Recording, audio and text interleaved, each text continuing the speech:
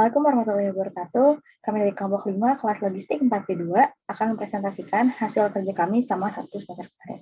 Sebelumnya, kelompok ini diketuai oleh Alfa Muhammad, ada Adilana Firmansyah, Hanum Kresna, Budi Nabila, dan saya sendiri, Sarah Azhara. 3 contoh perusahaan. PT Mayora Indah Tbk. PT Mayora Indah Tbk didirikan pada tahun 1977 dengan pabrik pertama berlokasi di Tangerang dengan target market wilayah Jakarta dan sekitarnya. Setelah mampu memenuhi pasar Indonesia, Perseroan melakukan penawaran umum perdana dan menjadi perusahaan publik pada tahun 1990 dengan target market konsumen ASEAN. Kemudian melebarkan pangsa pasarnya ke negara-negara di Asia. Saat ini produk Perseroan telah tersebar di 5 benua di dunia. Produk-produk tersebut adalah permen Kopiko, Astor, Beng Beng, Coki-Coki, Energen, Kopi Torabika 2 dan 2 Susu, Kopi Kebun Coffee, dan Torabika Creamy. 2. PT Garuda Food Putra Putri Jaya Tbk. PT Garuda Food Putra Putri Jaya Tbk didirikan pada tahun 1994. Namun demikian, kegiatan usaha sebagai perusahaan makanan dan minuman telah dimulai sejak tahun 1979 oleh keluarga pendiri melalui PT Tegung Putra Jaya, sebuah perusahaan di Pati, Jawa Tengah yang memasarkan produk kacang tanah dengan menggunakan merek kacang garing Garuda, yang kemudian dikenal sebagai kacang Garuda pada tahun 1994. PT Garuda Food Putra Putri Jaya Tbk bergerak dalam bidang industri makanan ringan, terutama produk-produk dari kacang, coklat, dan biskuit, serta pengolahan susu. Pada saat ini, kegiatan perusahaan adalah dalam bidang industri makanan ringan dan minuman. Produk-produk tersebut merupakan kacang, snack Pilos, salad snack, minuman susu, biskuit, confectionery, dan minuman coklat. Yang ketiga, ada PT Industri Jamu dan Farmasi Sidomuncul Tbk. Perusahaan ini memproduksi lebih dari 250 jenis produk. Produk unggulannya itu ada tolak angin, tolak linu, kuku bima energi, Alangsari Plus, kopi Jaya Sidomuncul, kuku bima, kopi ginseng, susu jahe, jamu komplit, dan kunyit asam. Berikut merupakan produk-produk yang dihasilkan oleh PT Sidomuncul. Kesimpulannya, kelompok kami memilih PT Industri Jamu dan Farmasi Sidomuncul dengan alasan 1. Memenuhi seluruh aspek kelayakan bisnis, 2. Sudah berdiri sejak 1940, 3. Merupakan perusahaan terbesar kedua di Indonesia, dan yang terakhir, produk yang sudah dikenal oleh masyarakat dan harganya terjangkau.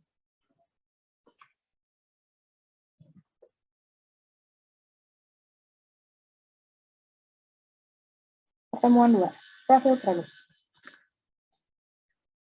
Produk tolak angin adalah herbal bersandar untuk masuk angin yang diformulasikan tahun 1930. Bahan-bahannya antara lain seperti jahe, daun mint, adas, kayu ules, daun cengkeh, dan madu. Setelah lulus uji praklinik, terbukti dapat meningkatkan daya tahan tubuh dan aman dikonsumsi dalam jangka panjang. Berisi 12 saset dalam 1 dus dengan masing-masing beratnya 15 ml. Yang kedua ada Kuku Bima Energi plus vitamin C 1000 rasa jeruk. Varian terbaru Kuku Bima Energi ini adalah satu-satunya minuman energi dengan kandungan vitamin C 1000 mg, ginseng, royal jelly, dan vitamin B kompleks yang baik untuk menambah stamina dan memelihara jaga daya tubuh, sehingga tubuh menjadi sehat. Produk ini memiliki aturan minum, yaitu 1 saset dicampur dengan 200 ml air dingin, maksimum 3 saset per hari. Dalam 1 dus ini berisi 6 saset dengan masing-masing beratnya 5,5 gram. Yang ketiga ada susu jahe. Susu jahe sudah muncul yang memadukan susu gurih, gula aren, dan jahe emprit bakar geprek yang memberikan kehangatan serta meningkatkan daya tahan tubuh dengan kenikmatan aroma jahe bakar yang khas dan tersedia dalam produk yang dimiliki oleh PT Sidomuncul. Masing-masing ini berat 20 gram dan dalam 1 dus berisi 10 saset. Alasan memilih produk pertama, tolak angin, 1 kemasan yang menarik, praktis, dan juga ekonomis. Yang kedua, varian lengkap dan banyak khasiat. Ketiga, khasiatnya telah teruji. Keempat, memiliki slogan yang menarik, orang pintar minum tolak angin. Yang kedua, Kuku Bima energi plus vitamin C 1000 rasa jeruk. 1. Pelopor minuman energi serbuk sebagai suplemen penambah stamina bagi pria dan wanita. Kedua, satu-satunya minuman energi dengan kandungan vitamin C 1000 mg, ginseng, royal jelly, dan vitamin B kompleks. 3. Khasiatnya telah teruji.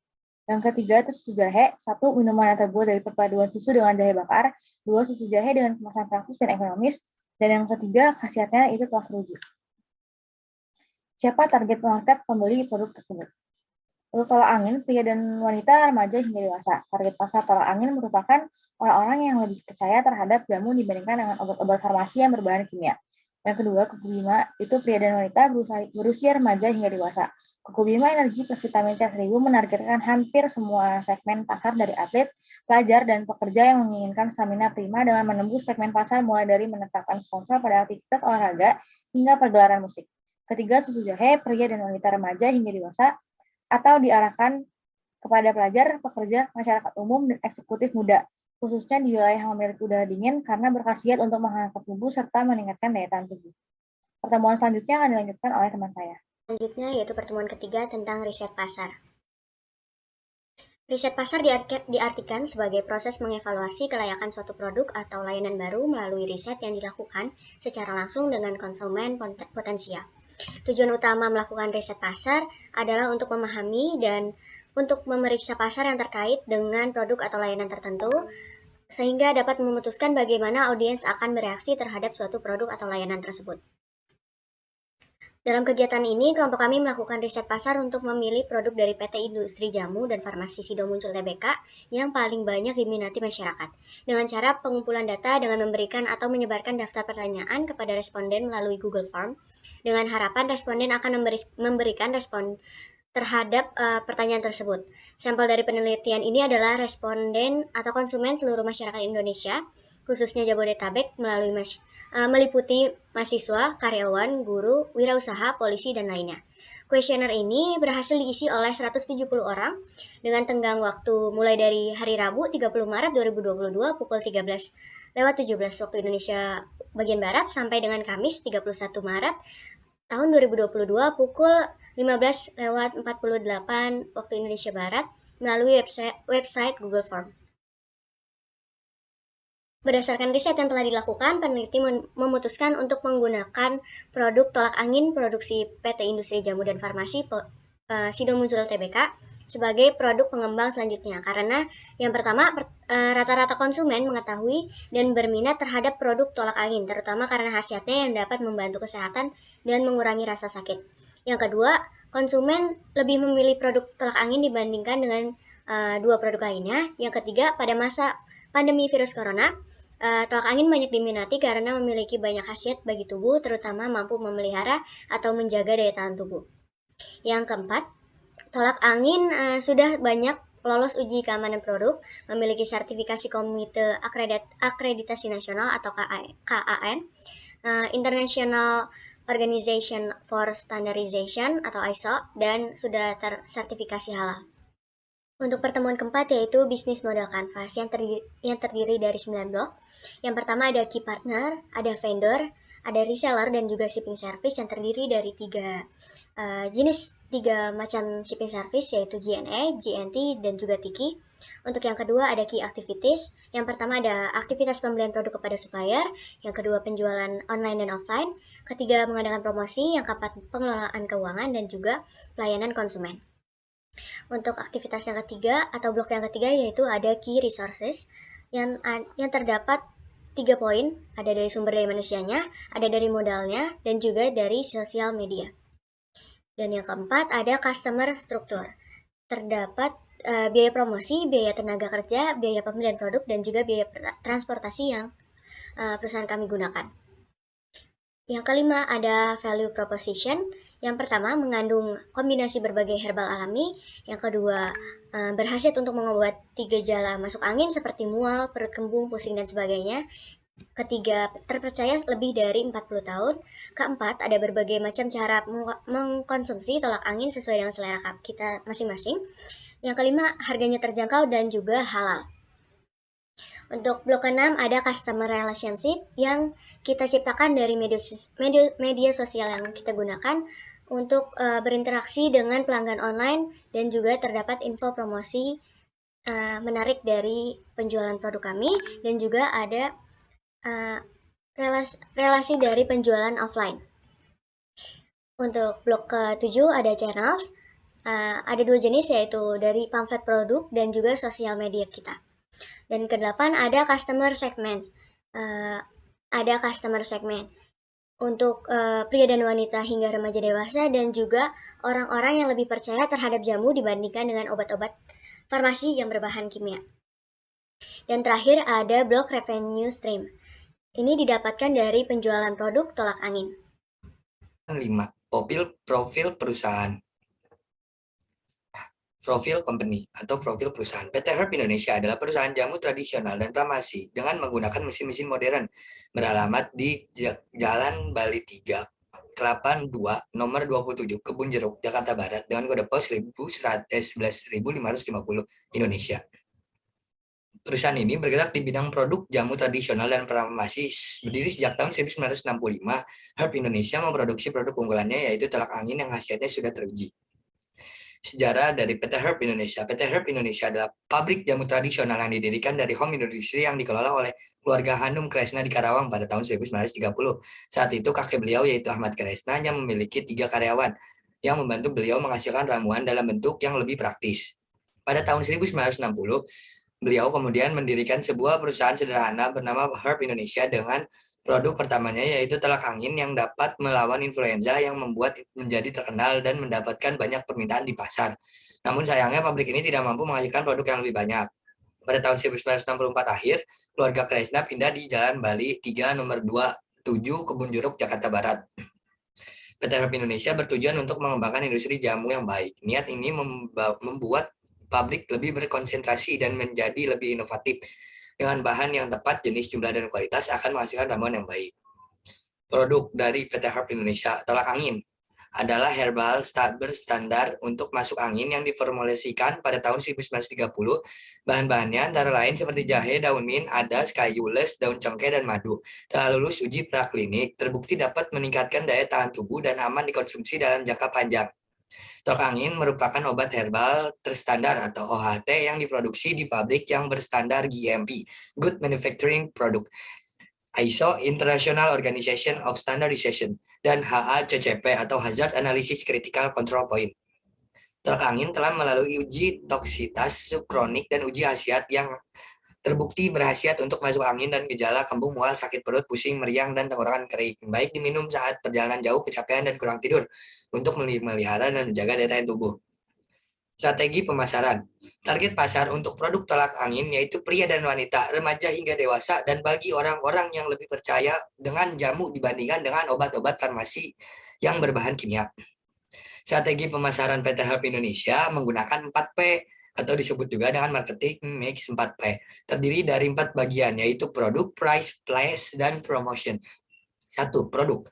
Produk yang ditawarkan PT Herb Indonesia adalah telak angin. Telak angin adalah obat herbal yang berguna untuk meredakan masuk angin, mual, sakit perut, meriang, dan tenggorokan kering. Baik diminum saat perjalanan jauh, kecapean, atau kurang tidur, dan untuk memelihara serta menjaga daya tahan tubuh. Strategi pemasaran yang kedua ada price. Strategi yang digunakan PT Herb Indonesia adalah cost plus preaching.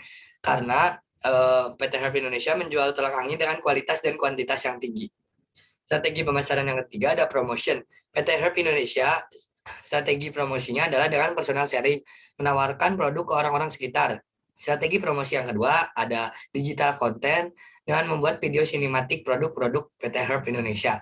Dan strategi yang ketiga yaitu sosial media, di mana perusahaan dan konsumen dapat berinteraksi langsung dan melihat foto dan video yang dijual PT Herb Indonesia. Strategi pemasaran yang keempat ada place. Strategi place juga digunakan oleh PT Herb Indonesia dengan mendistribusikan produk ke supermarket ataupun retail, toko retail. More info lebih lanjut, selain menyediakan situs web sebagai saluran keterbukaan informasi, persoalan pengoptimal pemanfaatan media sosial sebagai media komunikasi dan penyebaran informasi kepada masyarakat luas. Melalui platform media sosial, perseroan membagikan informasi seputar perusahaan, produk dan jasa maupun informasi lainnya yang berhubungan dengan kegiatan perseroan.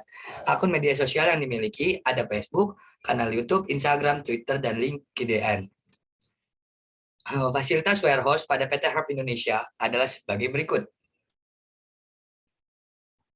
Fasilitas pabrik pada PT Herb Indonesia ada seperti ini. Dan juga ada pabrik seperti ini. Dan yang terakhir fasilitas pabrik adalah seperti ini. Dan berikut adalah fasilitas transportasi PT Herb Indonesia. Selanjutnya ada pertemuan ke-6 yaitu analisis pasar STP. Tujuan analisis aspek pasar dan pemasaran. 1. Meningkatkan laba dan penjualan. 2. Ada memperkecil daftar pesaing. 3. Untuk mendominasi pasar. 4. Menaikkan prestis produk dan perusahaan di pasar. Yang kelima, ada memenuhi pihak-pihak tertentu. Strategi pemasaran produk. Produk adalah barang yang diproduksi untuk mencukupi kebutuhan konsumen. Produk bisa berwujud dan bisa tidak berwujudkan, dikarenakan produk bisa berupa barang ataupun jasa.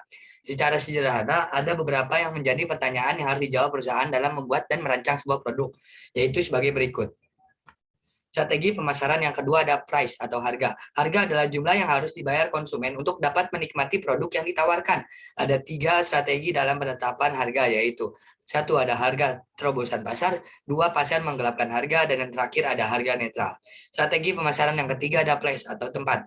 Perusahaan harus mengetahui cara memposisikan tempat agar bisa mendistribusikan produknya sehingga dapat dijangkau dengan mudah oleh pembeli potensial. Ada 3 strategi di dalam mendistribusikan produk, yaitu distribusi intensif, distribusi eksklusif, dan distribusi selektif. Strategi pemasaran yang terakhir ada promotion atau promosi. Promosi adalah hal yang penting di mana perusahaan harus mampu menarik perhatian para pembeli potensial sehingga dapat meningkatkan brand dan penjualan. Ada beberapa elemen dalam mempromosikan produk, yaitu sebagai berikut. Strategi STP atau segmen. Yang pertama ada demografis. Seluruh kalangan berumur 16 tahun ke atas tanpa batasan jenis kelamin kecuali ibu hamil. 2. Geografis, produk yang dapat ditemukan di wilayah Indonesia, khususnya Pulau Jawa. Dan untuk WNI yang berada di Arab Saudi, juga dapat menemukan produk ini di toko-toko yang menjual produk-produk Indonesia. 3. Ada psikografis, konsumen yang memiliki gaya hidup dan mobilitas yang tinggi sehingga mudah kelelahan, cocok untuk meminum tolak angin. 4. Ada perilaku, konsumen yang menginginkan manfaat dan khasiat secara langsung karena terbuat secara herbal. Strategi STP yang kedua ada target. Target pasar untuk produk tolak angin yaitu pria dan wanita, remaja hingga dewasa, dan bagi orang-orang yang lebih percaya dengan jamu dibandingkan dengan obat-obat farmasi yang berbahan kimia. Strategi STP yang ketiga ada positioning. Terdiri dari 1. Produk yang praktis, 2. Khasiat dari jamu yang disukai konsumen, 3. Membuat kemasan dengan ciri khas, 4. Memperluas promosi produk baik online maupun offline, 5. Pelayanan konsumen yang baik. Untuk pertemuan 10, sumber daya manusia. Sumber daya manusia merupakan aset yang paling berharga dalam perusahaan, karena tanpa adanya manusia, maka sumber daya perusahaan tidak akan dapat menghasilkan laba atau menambah nilainya sendiri.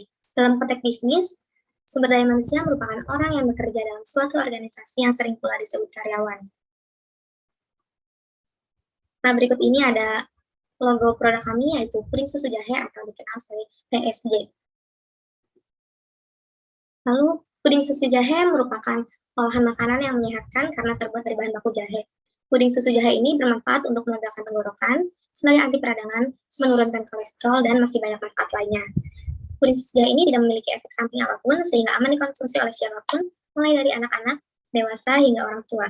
Puding susu jahe yang kami ciptakan ini terdapat topping gula merah untuk menambah cita rasa. Bahan baku dan peralatan untuk membuat puding susu jahe. Yang pertama, bahan baku untuk membuat puding ada 1000 ml air, 3-4 bungkus tolak angin, 1 bungkus agar-agar bubuk, 25 gram gula pasir, 1/4 sendok teh garam, 50 gram madu, 200 gram susu kental manis putih. Untuk membuat toppingnya, gula merah sendiri, bahan bakunya yang pertama ada 200 ml air, 1/4 gula merah, 2 sendok makan tepung maizena. Untuk peralatan dan perlengkapannya ada panci, sendok, wadah puding, kompor, dan gas. Langkah-langkah produksi puding susu jahe. Yang pertama, dalam satu panci masukkan agar-agar bubuk, gula pasir, dan garam. Tuangkan air susu jahe. Saat sudah mendidih, tambahkan susu kental manis, aduk rata, masukkan ke wadah puding. Sisihkan sejenak agar sejuk. Saat suhu, diamkan sampai puding mengeras. Selanjutnya, untuk membuat flaknya, didihkan gula merah dengan air dan beri sedikit garam sampai mendidih. Masukkan larutan maizena, aduk terus sampai mengental. Aduk sampai rata, gunakan api kecil agar matang sempurna. Dan puding jahe yang tadi sudah mengeras, lalu dituang gula merah di atasnya, dan puding susu jahe siap disajikan. Untuk layout PT Herb Indonesia, bisa dilihat sendiri layoutnya. Lalu target penjualan produk dan forecasting. Di sini ada rencana penjualan dan peramalan produk puding susu jahe PT Herb Indonesia. Ada periode jam. Untuk metode NICE sendiri merupakan metode peramalan yang sederhana karena hanya menggunakan data nilai aktual sebelumnya sebagai ramalan untuk periode sekarang, dan begitu seterusnya. Untuk Januari 25, sini naik 25. Untuk metode yang kedua, menggunakan metode moving average 3 bulan, ya, atau rata-rata bergerak, yaitu metode peramalan perataan nilai dengan mengambil sekelompok nilai pengamatan yang kemudian hasilnya dibagi atau dicari dulu ditambah 35 hasilnya 30. Lalu di sini ada flowchart produk puding susu jahe. Untuk bagian sebelah kanan ini untuk membuat pudingnya, dan sebelah kiri untuk membuat caranya, siapkan bubuk agar-agar, gula pasir, garam, bubuk susu jahe, susu kental manis, dan air. Tuangkan semua bahan kecuali susu kental manis ke dalam panci. Panaskan semua bahan di kompor. Tuangkan madu dan aduk rata. Tuangkan adonan mendidih ke dalam wadah. Diamkan sampai mengeras. Lalu untuk membuat fla gula merahnya, siapkan gula merah, tunggu maizena, dan panaskan air, gula merah, garam, dan larutkan maizena. Lalu diamkan fla sampai mendidih. Dan jika kering dan selesai, sajikan. Selanjutnya ada flowchart visual produk puding susu jahe. Sama seperti tadi, cuma bedanya ini ada proses gambarnya. Seperti bahan-bahannya ada susu, agar-agar, garam, untuk maizena, dan lain. Lalu untuk OPC, proses produksi puding susu jahe, sama ada cara pembuatan adonan puding. Jika sudah selesai, tuangkan gula merah di atas puding dan puding siap disajikan. Untuk packaging produk puding susu jahe bisa dilihat. Ini menggunakan cup ukuran 100 bahan plastik. Dan untuk di depan dan di atas tutupnya ada logo puding susu jahe. Herb Indonesia, Komisaris Alfa Muhammad, Direktur Hanum Kresna, Manajer Keuangan Widya Nabila Putri, Manajer Produksi Sarah Azhara, Manajer Sumber Daya Manusia Ariel Anang Firmansyah. Lalu untuk job desk PT Herb Indonesia, untuk komisaris yaitu melakukan pengawasan terhadap perusahaan, memberikan perintah kepada perusahaan, memilih dan memberhentikan pemimpin, memastikan keuangan perusahaan dalam kondisi sehat, serta memberikan laporan atas tugas yang telah dilakukan. Untuk direktur, memimpin perusahaan dengan menerbitkan kebijakan perusahaan, memilih, menetapkan, serta mengawasi tugas dari karyawan dan kepala bagian manajer atau wakil direktur, dan menyetujui anggaran tahunan perusahaan. Untuk manajer keuangan, yang pertama menyusun perencanaan keuangan, lalu bekerja sama dengan manajer dari divisi lain, menjalankan kebutuhan keuangan secara efisien, mengambil keputusan terkait investasi, menghubungkan perusahaan dengan pasar keuangan, memajukan kondisi keuangan perusahaan. Tugas untuk manajer produksi, memastikan proses produksi berjalan dengan baik, merancang, mengimplementasikan, serta mengawasi strategi perusahaan, memimpin tim produksi, mengarahkan penelitian terkait proses produksi, serta mengontrol dan mengawasi penggunaan bahan dan alat produksi. Yang terakhir ada job desk manajer sumber daya manusia. Yang pertama, merencanakan dan mengkoordinasikan tenaga kerja perusahaan yang hanya mempekerjakan karyawan yang berbakat, serta menjadi penghubung antara manajemen dengan karyawannya, melakukan pelayanan karyawan, memberikan masukan pada manajer mengenai kebijakan perusahaan, mengkoordinir dan mengawasi pekerjaan pada para pegawai khusus dan staf pendukung, mengawasi proses perekrutan wawancara kerja, seleksi, dan penempatan karyawan baru, serta mengawasi isu-isu tenaga kerjaan. Nah, di sini ada proses rekrutmen. Yang pertama melalui media internet, membuat pamflet atau sejenis poster, lalu menyebarkan pamflet tersebut melalui media sosial, lalu membuat pamflet rekrutmen pada web pribadi perusahaan, meminta karyawan ikut serta menyebarkan melalui media sosial masing-masing, lalu membuat pamflet rekrutmen untuk para pelamar yang mencari pekerjaan, serta menyediakan informasi yang menyeluruh mengenai kegiatan rekrutmen. Untuk prosesnya melalui proses rekrutmen melalui rekomendasi karyawan. Yang pertama, perusahaan mengingatkan karyawan bahwa dibutuhkannya karyawan baru. Karyawan memiliki kenalan atau kerabat yang memiliki keahlian sesuai dengan posisi yang dibutuhkan perusahaan. Calon karyawan yang direkomendasikan akan melamar dan mengikuti seleksi. Nah, rincian kompensasi. Di sini ada rincian kompensasi untuk atas nama Alfa Muhammad sebagai komisaris utama 50.000 serta bonusnya 2.500.000 dan PPh-nya 157.500. Dan take home pay-nya sini juga ada rincian kompensasi untuk Hanum Kresna sebagai direktur utama, rincian kompensasi Widya Nabila sebagai manajer keuangan, rincian kompensasi Sarah Azhara sebagai manajer produksi, dan rincian kompensasi Adelanang sebagai manajer HRD. Dan ada untuk 3 bulan di tahun 2022, untuk rapat dan perencanaan, minggu pertama di bulan ke-1, untuk pengurusan perizinan, membutuhkan waktu 3 minggu di bulan pertama, dan riset lokasi minggu ke-4 di bulan pertama, untuk penetapan lokasi minggu pertama di 1 bulan penuh di bulan kedua, untuk promosi membutuhkan waktu 3 minggu di minggu terakhir bulan kedua dan pertengahan bulan ketiga, serta untuk percobaan di pertengahan bulan ketiga, yaitu minggu kedua dan minggu ketiga, dan untuk pembukaan di akhir bulan minggu ke-4 bulan ketiga. Baik, saya akan melanjutkan penjelasan dari teman saya, yaitu untuk manajemen keuangan.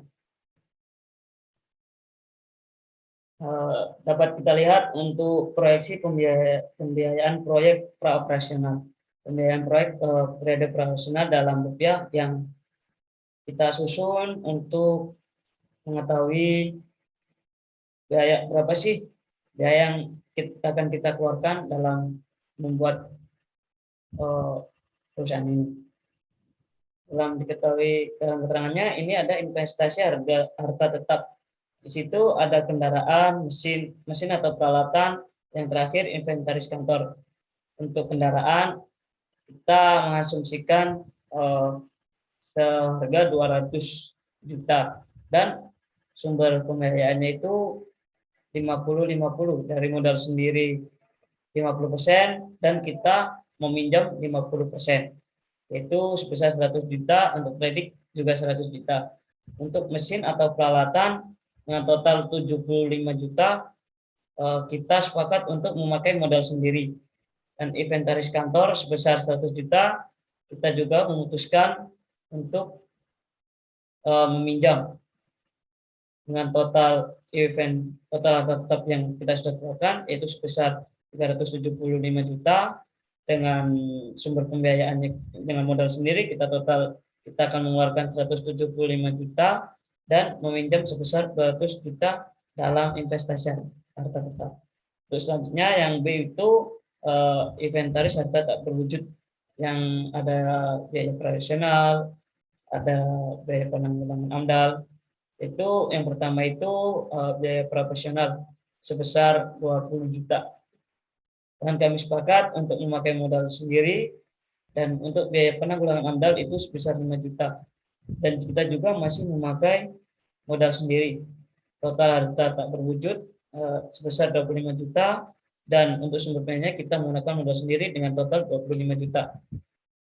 Untuk total biaya investasi 400 juta, yaitu kita modal sendiri dengan 200 juta dan kita meminjam sebesar 200 juta juga. Untuk modal kerja yang kita tetapkan yaitu 9 juta. Kami sepakat untuk memakai modal sendiri, dan total biaya proyek yang harus kita keluarkan yaitu 409 juta rupiah, dengan modal sendiri sebesar 209 juta dan meminjam sebesar 200 juta dengan presentase modal sendiri sebesar 51,10% dan kredit sebesar 40,90%.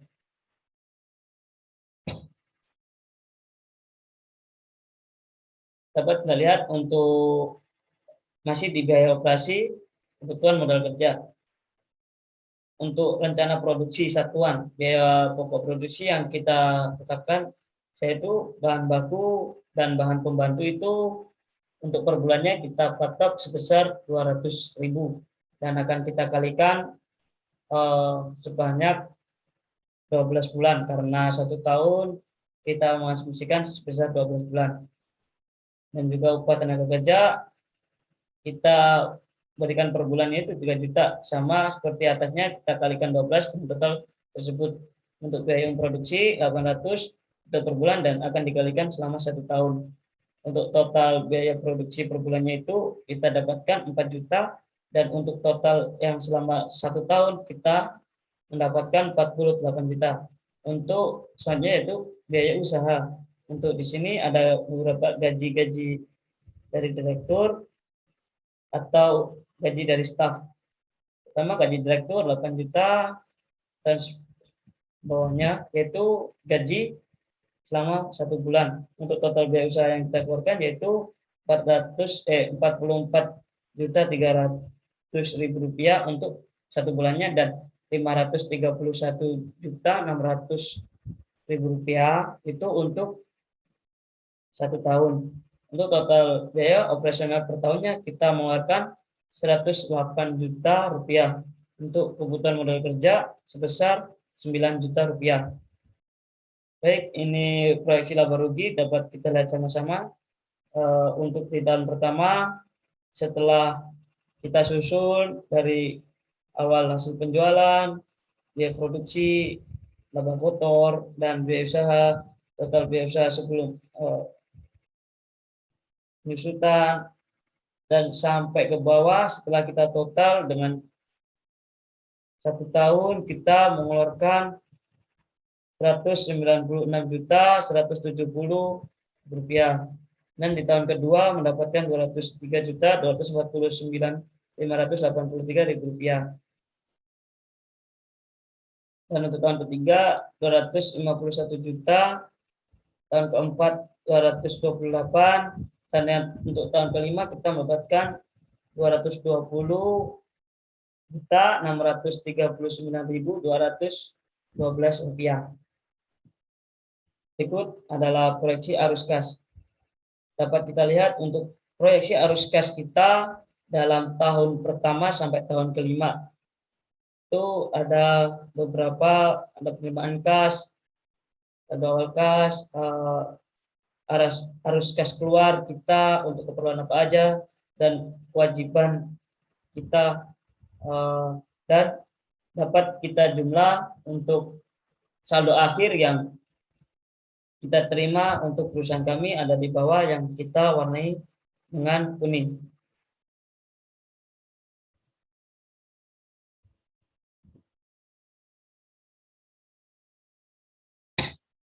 Untuk proyeksi neraca laporan keuangan untuk 5 tahun ke depan.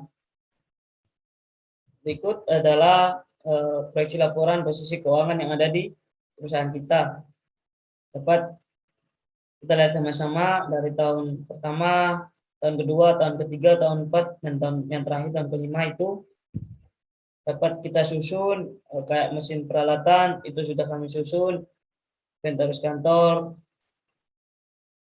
dan selanjutnya memiliki total harta yang kita dapatkan itu untuk tahun pertama 538.504.167 rupiah, dan tahun kedua 675.087.083 rupiah, dan tahun ketiga 824.116.438 rupiah, dan tahun keempat 1.052.900.905 rupiah.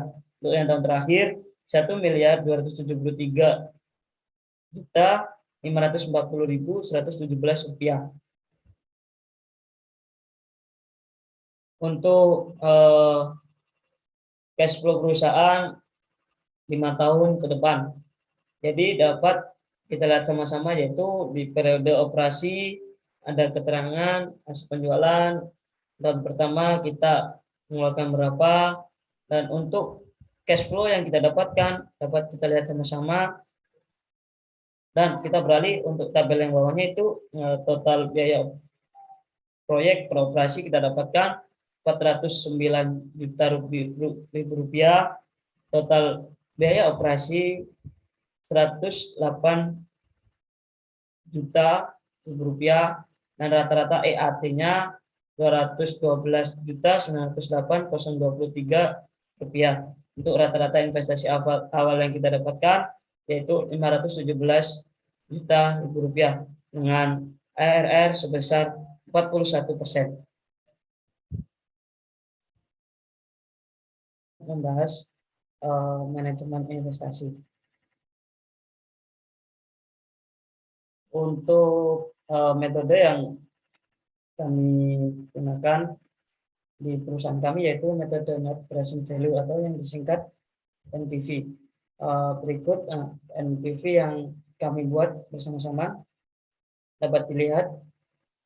Tapi ini di tahunnya, mohon maaf, mungkin ada salah ketik. Yang benar itu kita mulai dari tahun 2022 sampai 2026.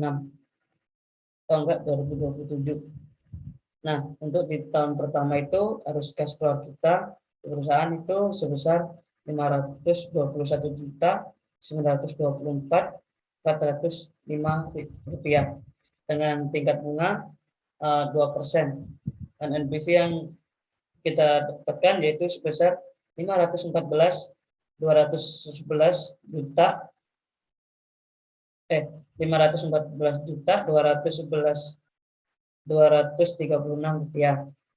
Dan dapat dilihat untuk tahun kedua sampai tahun kelima. Dan dengan total NPV yang kita dapatkan yaitu sebesar 2.624.217.714 rupiah. Untuk total biaya operasi selama 5 tahun yaitu sebesar 540 juta. Dengan proyeksi NPV yang kita dapatkan sebesar 2.084.217.714 rupiah. Selanjutnya yaitu kita menggunakan metode internal rate of return atau disingkat IRR. Dapat dilihat untuk tabelnya yaitu di tahun usaha, kita mulai dari tahun 0 sampai dengan tahun kelima, dan dapat dilihat juga net cash flow-nya juga dari tahun 0 sampai tahun kelima, PVAF dengan sebesar 10%, PV dengan dapat dilihat, dan NPV yang kita total ada sebesar 44.031.368 rupiah. Dan di bawah ini ada T, ada N, dan F, IRR, yaitu yang untuk kita cari untuk mendapatkan rumus IRR. Untuk metode payback period. Untuk payback period, nilai investasi di tahun pertama yaitu 400 juta, untuk yang kedua, ketiga, keempat, kelima itu sama. Dan untuk kas masuk yang kita peroleh secara bersih sebesar 220.408.909 rupiah. Untuk tahun pertama. Untuk tahun kedua yaitu 438.896.607 rupiah. Tahun ketiga 699.830.723 rupiah. Untuk tahun keempat terdapatkan 980.509.953 rupiah. Untuk tahun terakhir, tahun kelima, yaitu kita dapatkan sebesar 1.283.063.927 rupiah. Untuk payback period yang kita dapatkan yaitu sebesar 1, untuk tahun pertama 1,81, tahun kedua 0,91, untuk tahun 2019 0,60, untuk tahun keempat 0,41, dan tahun terakhir adalah 0,31.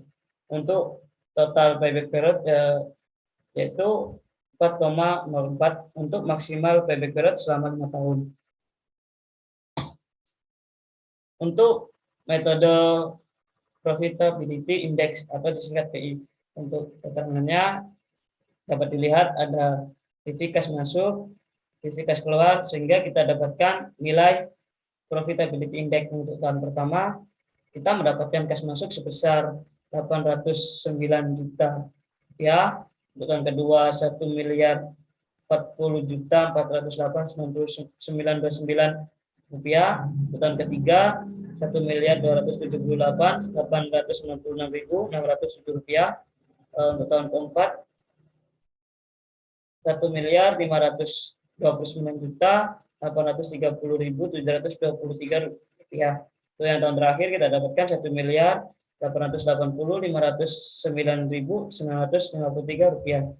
Dan juga untuk kas keluarnya, jadi kita dapat simpulkan payback periodnya itu lebih dari 1 atau sama dengan layak.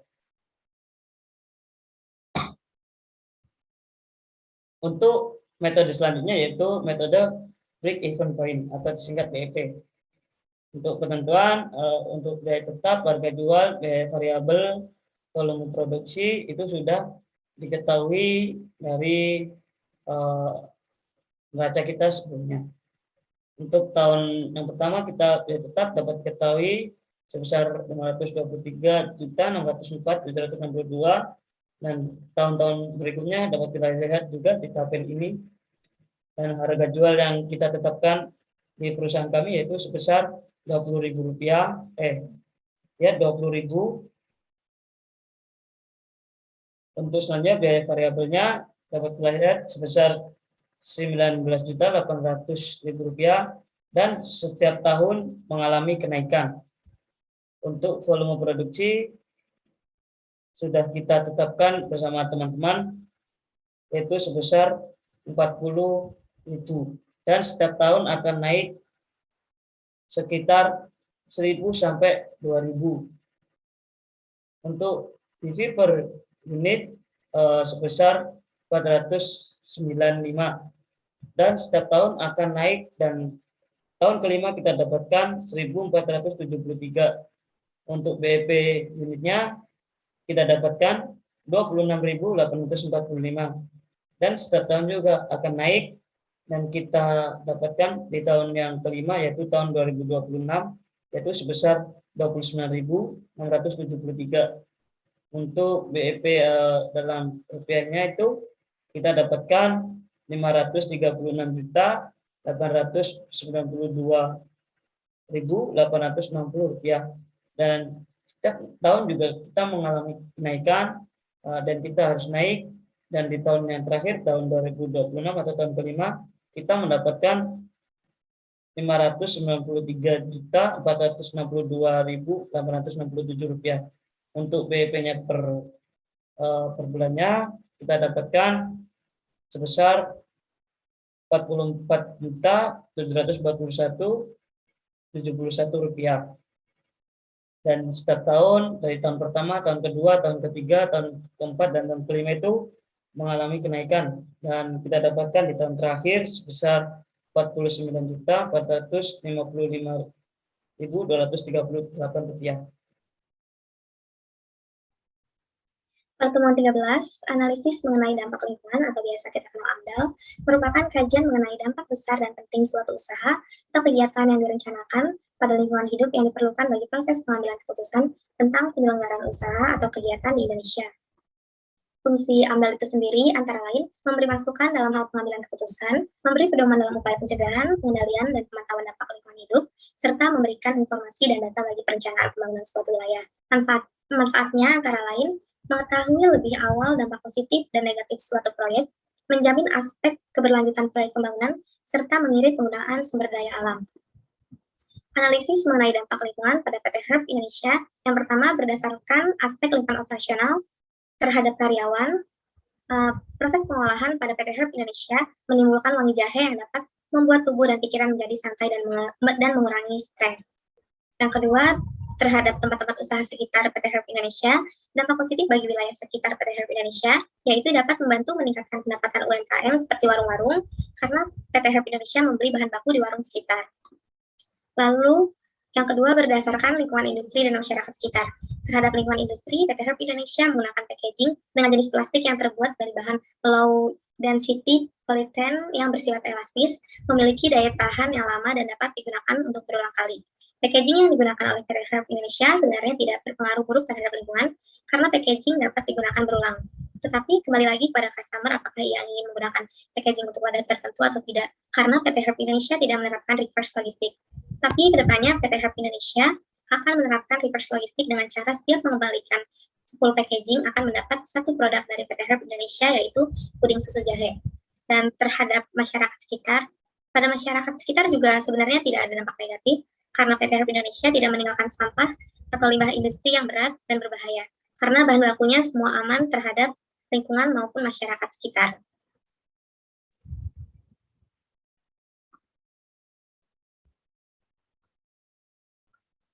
Dari kamu kami, kurang dan lebihnya mohon maaf. Wassalamualaikum warahmatullahi wabarakatuh.